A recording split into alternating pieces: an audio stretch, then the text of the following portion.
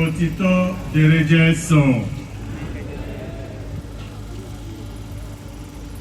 Before we begin this Eucharistic celebration, welcome all of you who have come here